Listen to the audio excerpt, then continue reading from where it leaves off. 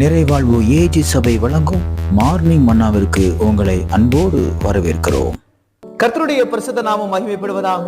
இன்று ஞாயிற்றுக்கிழமை இந்த நாளிலே உங்களை சந்திப்பதிலே மிகுந்த சந்தோஷம். எனக்கு அன்பான தேவ பிள்ளைகளை, இன்றைக்கு கர்த்தனோடு பேசுகிற வார்த்தை பிரசங்கி எழுதின புத்தகம் 5ஆம் அதிகாரம் 1வது வார்த்தையுடைய முதல் பகுதி. நீ தேவாலயத்துக்கு போகும்போது உன் நடையை காத்துக்கொள். ஆண்டவர் இன்றைக்கு ஒரு கண்டிஷனா சொல்றாரு. இன்னைக்கு ஞாயிற்றுக்கிழமை இல்ல, நீங்க ஆலயத்துக்கு போறதுக்காக நீங்க ரெடி ஆயிட்டு இருப்பீங்கல்ல. ரெடி ஆயிட்டு இருக்கும் போது கர்த்தர் சொல்ற வார்த்தை, நீ ஆலயத்துக்கு போகும்போது உன் நடையை காத்துக்கொள். ஆலயத்துக்கு போகிற நம்ம எல்லாருக்குமே ஒரு நடை இருக்கணும். என்ன நடைன்னா, அது தேவன் விரும்புகிற நடையாக இருக்க வேண்டும். நான் உனக்கு போதித்து நீ நடக்க வேண்டிய வழியை நான் உனக்கு காட்டுவேன். உன் மேல என் கண்ணை வச்சு உனக்கு ஆலோசனை சொல்லுவேன். தேவன் விரும்புகிற நடை. இன்னைக்கு அநேகர் ஆலயத்துக்கு போறாங்க, ஆனா தேவன் விரும்புகிற வாழ்க்கை அவரிடத்துல இருக்கிறதா சற்று யோசித்து பார்க்க வேண்டும். எனக்கு அன்பான தண்டு பிள்ளைகளே, நிறைய நேரம் நமக்கும் கிறிஸ்துவுக்கும் எந்த விதமான அடையாளம் இல்லாத ஒரு வாழ்க்கையை வாழ்ந்து கொண்டிருக்கிறோம். ஆலயத்துக்கு போகிறோம், நம்ம பேச்சு மாறி இருக்குதா? நம்ம நம்முடைய வாழ்க்கை முறை மாறி இருக்குதா? நம்முடைய பழக்க வழக்கங்கள் மாறி இருக்குதா? சற்று யோசித்து பாருங்க. நம்ம நிறைய நேரம் நம்ம இஷ்டம் போல வாழ்றோம், இஷ்டம் போல நடந்துக்கிறோம். இல்ல வேதம் சொல்லுகிறது, நீ ஆலயத்துக்கு போனா நீ இப்படிதான் இருக்கணும். நீ கர்த்தரை ஆராதிக்கிற பிள்ளையாக இருப்பாயானால், நீ அபிஷேகம் பெற்ற பிள்ளையாக இருப்பாயானால், நீ ஞானஸ்தானம் பெற்ற பிள்ளையாக இருப்பாயானால், தேவனை தன்னுடைய தெய்வமாக கொண்டு இயேசு கிறிஸ்துவை தன்னுடைய சொந்த இரட்சகராக ஏற்றுக்கொண்டு நீ வாழ்வாயானால், உன் நடை மற்றவர்களை போல் இருக்கக்கூடாது.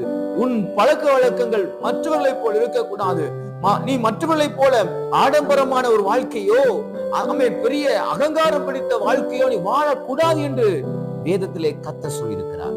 நடைய காத்துக்கிடணும். நீங்க வேதாகமத்தை தூக்கிட்டு ஆலயத்துக்கு போகும்போது உங்களை பார்த்தா, this person is very right person அப்படின்னு சொல்றாங்களா? நீங்க இந்த மனுஷன் சரியான மனுஷன், எதுக்கு ஆலயத்துக்கு போறதுக்கு அப்படின்னு உங்களை சொல்ல முடியுதா? இவெல்லாம் பைபிளை தூக்கிட்டு போறான் பாரு, இவெல்லாம் பைபிளை தூக்கிட்டு போறா பாருன்னு உங்களை பார்த்து சொல்லுவாங்கன்னா, உங்க நடை சரியில்லை என்று அர்த்தம்.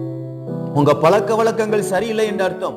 உங்களுக்கும் கிறிஸ்துவுக்கும் ஏதோ ஒரு பெரிய காரியம் இடைவெளி இருக்குமே. ஆனால் இன்றைக்கு அதை சரி செய்து கொள்ளும்படியாக ஆலயத்துக்கு செல்லும். ஆலயம் என்பது நீங்க நினைக்கிற மாதிரி மற்ற மதத்தினருக்கு போகிற ஒரு கோயில்கள் மாதிரியோ மசூதி மாதிரியோ கிடையாது. ஆலயம் that is a workshop. அது நம்மை செப்பனிடக்கூடிய ஒரு இடம், நம்மை பழுது நீக்கக்கூடிய ஒரு இடம், நம்மை சுத்திகரிக்கக்கூடிய ஒரு இடம், நாம் எப்படி வாழ வேண்டும் என்பதை கற்றுக் கொடுக்கிற இடம். ஆகையால் சில பேருக்கு அதனாலதான் ஆலயத்துக்கு போறது பிடிக்க மாட்டேங்குது. சில வாலிப பிள்ளைகளுக்கு பிடிக்க மாட்டேங்குது.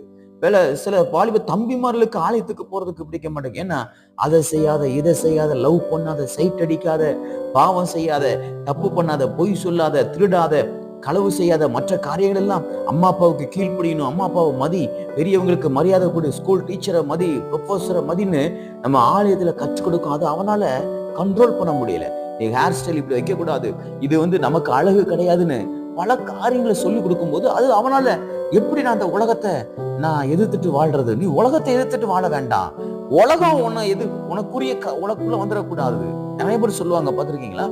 காக்கா மேல தலைக்கு மேல காகம் பறக்கலாம், ஆனா தலையில கூடு கட்டிடக்கூடாது. இன்னைக்கு நிறைய விசுவாசி வாழ்க்கையில காகம் கூடு கட்டி வாழ்ந்து கொண்டிருக்கிறது.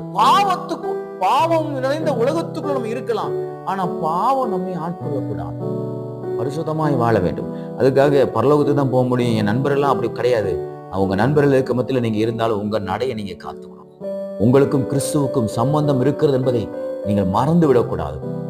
ஆலயத்துக்கு போறோம், இன்னைக்கு பொட்டு இல்லாம கம்மல் இல்லாம இருக்கிறது ஒரு பெரிய சாட்சி கிடையாது. சாட்சி என்பது எது தெரியுமா? உங்க வாழ்க்கை அடையாளப்படுத்தணும். இவன் கிறிஸ்துவை பின்பற்றுகிறவன், இவன் கிறிஸ்துவாக வாழுகிறவன் என்று உங்களை பார்த்து சொல்லணும். நிறைய பேருக்கு இருக்கக்கூடிய பிரச்சனை, இஷ்டம் போல வாழ்றது, இஷ்டம் போல இருக்கிறது, இஷ்டம் போல நடந்துக்கிறது, இஷ்டம் போல பேசுறது. இல்லை, வேதம் சொல்லுகிறது, நீ ஆலயத்துக்கு போகும்போது உன் நடையை காத்துக்கொள். வாலிப தம்பி, வாலிப தங்கச்சி, ஆலயத்தை சர்ச்சை நீ ரிஜெக்ட் பண்றியா? சர்வீஸ் ரிஜெக்ட் பண்றியா? உன் வாழ்க்கையில நிறைய ஆசீர்வாதங்களை கர்த்தர் தடை பண்ணி போடுவார். ஒருவேளை நீ ஆசீர்வதிக்கப்படலாம், படிப்புல ஆசீர்வதிக்கப்படலாம், பணம் உனக்கு ஆசீர்வாதமா இருக்கலாம், அது கர்த்தரிடத்துல இருந்து வந்தது கிடையாது. நீ நீ ஆலயத்துக்கு போகாம உன் வீட்டுல செல்வம் செழிக்குதா? நீ ஆலயத்துக்கு போகாம தேவனை நீ ஆராதிக்காம உன் வாழ்க்கையில பெரிய ஒரு உயர்வுக்கு வர்றியா? அது தேவனிடத்திலிருந்து வந்தது அல்ல. ஞாபகப்படுத்துகிறேன், பிசாசு ஒண்ண தேவனிடத்திலிருந்து பிரிப்பதற்காக அநேக ஆசீர்வாதங்களை கொடுக்கிறான், பணத்தை கொடுக்கிறான், செல்வத்தை கொடுக்கிறான், நல்ல வேலையை கொடுக்கிறான், நல்ல படிப்பு கொடுக்கிறான். மறந்துடாத, ஒரு நாள் நீ மரிக்கும் போது நான் நிச்சயமாக சொல்லுகிறேன், நீ தேவனை பின்பற்றவில்லை என்றால், நீ தேவனை ஆராதிக்கவில்லை என்றால், கர்த்தருடைய வார்த்தையை நீ கை கொள்ளவில்லை என்றால் உனக்கு நரகம் நிச்சயம். ஆகையால் அதெல்லாம் மறந்து தேவனுடைய ஆலயத்துக்கு செல்லுங்கள், சீர்படுங்கள், உங்கள் நடையை காத்துக் கொள்ளுங்கள். இன்று கர்த்தர் உங்களோட பேசுவார். இந்த வார்த்தைக்கு கீழ்ப்படிந்து அடங்கி நாம் அவர் விரும்புவது போல வாழ்வோமேயானால் நிச்சயமாக இந்த உலகத்திலும் ஆசீர்வதிக்கப்படுவோம், மறுமையிலும் ஆசீர்வதிக்கப்படுவோம். கர்த்தர் உங்களை இந்த நாளிலே ஆசீர்வதிப்பாராங்க. இந்த ஞாயிற்றுக்கிழமை உங்களுக்கு ஒரு ஆசீர்வாதமான ஞாயிற்றுக்கிழமையா இருப்பதாக, சீர்படக்கூடிய ஸ்திரப்படக்கூடிய ஞாயிற்றுக்கிழமையாக இருப்பதாக. God bless you.